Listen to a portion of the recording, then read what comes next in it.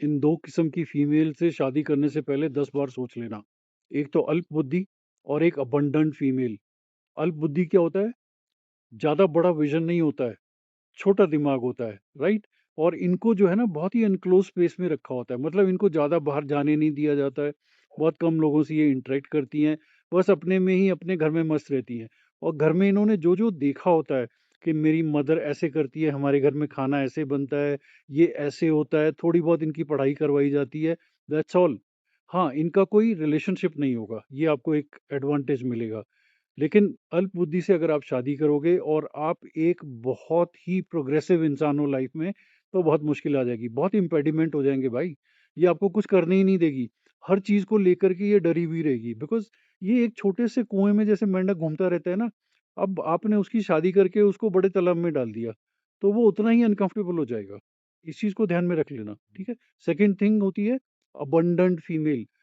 मतलब जिस फीमेल से आप शादी करने जा रहे हो, अगर उसकी मदर अपने हस्बैंड से सेपरेटेड है, बहुत गुस्से वाली है और बहुत डोमिनेटिंग है और एक अबंडंट सिनेरियो में रहती है, ऐसी घर से भी अगर लड़की के साथ आप शादी करोगे, तो आपको बहुत प्रॉब्लम हो जाएंगी। आपको उसको अपग्रेड करते करते ही जो है आपकी ज़िंदगी अनकंफर्टेबल हो जाएगी।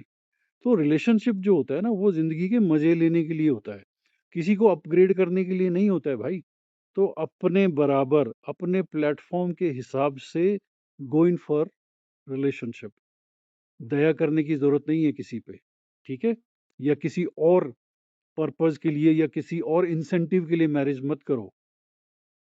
Look after the person once you're married to, okay? But before you get married to somebody, make sure the person really deserves you.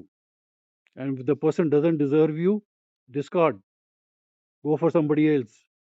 Okay, अभी ध्यान रख लो, ताकि जिंदगी में फिर और प्रॉब्लम्स किसी ना भी आए। फीमेल से शादी करने से पहले या रिलेशनशिप में फाइनल कमिटमेंट करने से पहले एक चीज का ध्यान रखना। उस फीमेल ने अपनी अभी तक की जिंदगी में कहीं ना कहीं सक्सेस जरूर देखी होनी चाहिए, उसके लिए तालियां जरूर बजी होनी चाहिए, राइट? उसको टेस्ट ऑफ सक्सेस पता होना चाहिए कि सक्सेस ऐसी होती है, इतनी मेहनत करनी पड़ती है। अगर उसने आज तक जिंदगी में कभी सक्सेस नहीं देखी, कभी उसको उसके लिए कोई तालियां नहीं बजी हैं, और वो बस एक टोटल की ज़िंदगी पूरी करती आई है, तो भैया तुम्हारे साथ रिलेशनशिप में आते ही वो तुम्हारी हालत ख़राब कर देगी। वो एक पैरासाइट बन जाएगी। तुम्हारी जो सक्सेस है, तुम्हारी जो ज़िंदगी में अच्छा है, वो सबको डिमिनिश कर देगी। Okay? So go in for a person, somebody who has really worked hard like you have worked hard to be here today. Okay? तो जिस प्लेटफ़ॉर्म पे आप हो सकता है वो उस प्लेटफ़ॉर्म पे ना हो, बट उसकी ज़िंदगी में झाँकना बहुत ज़रूरी है। ठीक है, आप जनरली पास्ट देखते हो, रिलेशनशिप कितने रहे, वो सब ठीक है, वो तुमको अगर करना है तो आप कर लो। लेकिन ये ज़रूर देखना कि उसने ज़िंदगी में सीरियसली मेहनत की हो, कोई स्किल एक्वायर किया हो, कहीं पर उसको शाबाशी मिली हो और उसको पता हो what it takes to work hard and see the glory.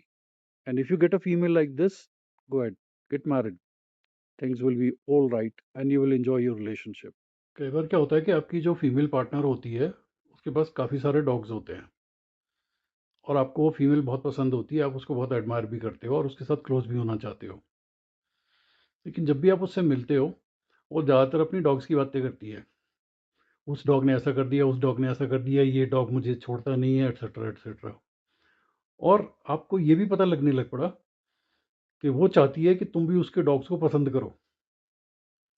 आप भी धीरे धीरे उसके डॉग्स को पसंद करना शुरू कर देते हैं। एक सीरियस बात बता दूं आपको मैं,